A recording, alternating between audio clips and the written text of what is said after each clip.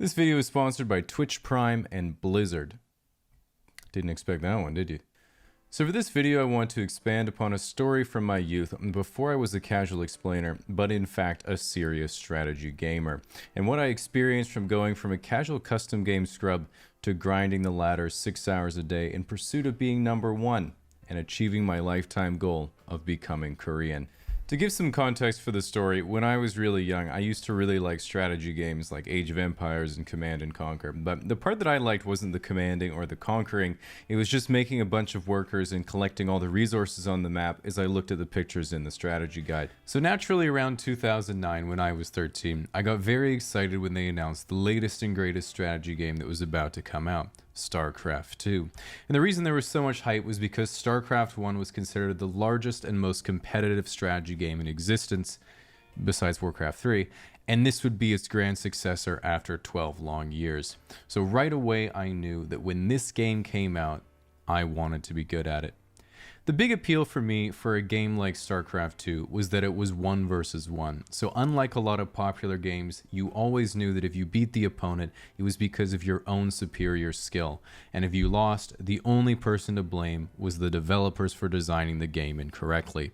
So from then on, every moment from the time I got home from school to when I went to sleep was consumed by watching 3rd or 4th place WCG runner-ups stream the beta, and the only socializing I did was watching the Day 9 Daily, where Sean Day 9 Plot analyzed pro StarCraft replays and talked about how he was doing P90X to become power hot. And this made me realize not only the importance of wrist stretches, but that one of the most exciting aspects of a game like StarCraft was that it had a nearly infinite skill cap, and to play perfectly, you would not only need to do 1,000 things at once, you would have to be able to scout and predict exactly what the opponent wants to do before they even do it, which is of course impossible, except for one guy from Finland when he wears his serious gaming fedora. So when StarCraft 2 eventually came out, I felt my game knowledge had already peaked thanks to the Thought Hammer himself, and I would have no problem climbing the highest ranks of the ladder. So I took my 45 actions per minute and jumped straight into my first real match against a real opponent. There are 3 races you can play as in StarCraft: Protoss, the civilized aliens with lasers; Zerg, the swarmy bug-like aliens; and Terran, the regular people of Earth that bring the big guns and balance complaints. Of course, for me, I played Protoss because my previous hobby was Rubik's Cubing, and it only made sense. And as the game started, I did what I was also told you're supposed to do, which is type "good luck, have fun" to your opponent. He returned the favor and said, "So, how are you liking the game so far?" And as I was typing back to him that this was my first real game, but I've been watching a lot of Day 9, have you heard of Power Hot? Bam! Zerglings in my base. I had just been played by the oldest trick in the book, the chat rush. The lesson to be learned: friends are temporary, ladder points are forever. So after that game, I went on to win my next 4 placement matches out of sheer anger, which landed me in Platinum League. I moved my way up to the top 20% fairly quickly. Then when they introduced Masters League, the top 2% of players, once again, no problem, kiddos, get on my level. But then a few months later, they introduced the Grandmasters League for only the top 200 of each server. I would have to practice for real this time. I watched the Global Star League in Korea, where Tasteless and Artosis argued over who is the most handsome pro gamer. I watched State of the Game, a talk show where In Control speculated on the Freudian symbolism of the horse within the female psyche. I even started discussing strategy with other pro gamers on r/StarCraft, an exclusive forum where 230,000 Twitch chat grandmasters make each other worse. And after playing the game for over a year, I finally cracked the top 200 and was one step closer to flying to Korea to play in the GSL and get those K-pop honeys. And then a big moment came around. The number 1 player on the ladder, Liquid Huck, was streaming. And when someone was streaming, that meant you could queue up for a game at the same time and snipe them if you're around the same level. But as the game loaded up, I didn't get him. Instead, I got someone called Startail Bomber, who was at the time one of the best Koreans in the entire world and one of the best StarCraft 2 players ever. I would have to use my real builds. The game started, I split my probes, and he left the game. I queued for another game, I got Bomber again, I split my probes, he left the game. 2-0, ladies and gentlemen. 2-0. I have never gained so many ladder points in my life.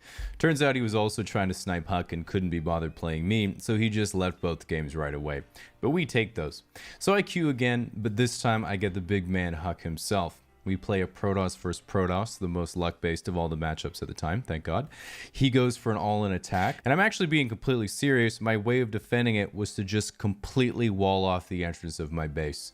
And believe it or not, I take the big dub and win 1 trillion ladder points, putting me at 8th on the North American ladder, the highest I'd ever been. But I thought, you know, one more good win might very well put me at number 1. So I queue up again, and I get Bomber for a 3rd time. I split my probes, and he's still in the game. And then he absolutely demolishes me so badly that it was the most one-sided disaster I've ever experienced in my whole life. It wasn't even close. I was straight clown. So I left the game and said to myself, damn. Not only did you beat Huck, you just beat Bomber 2-1. I guess you're the best, dude. And then I quit the game.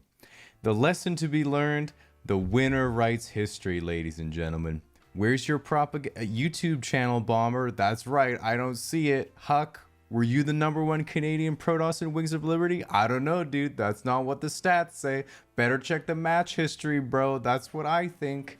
Nevertheless, flash forward 7 years, it's 2019, and the craziest thing is that the community has barely changed. In Control and Artosis are still hosting a talk show, the Koreans are still dominating nearly everyone except one guy from Finland, Terran players are still complaining about balance, Sean Power Hot Plot recently hosted the E3 PC gaming show. Meanwhile, his older brother Tasteless is living out my teenage dream of casting the GSL by day and retiring to his hot tub with Blackpink by night, funding his escapades by charging $1,000 a month to anyone who wants his phone number. Not even a joke.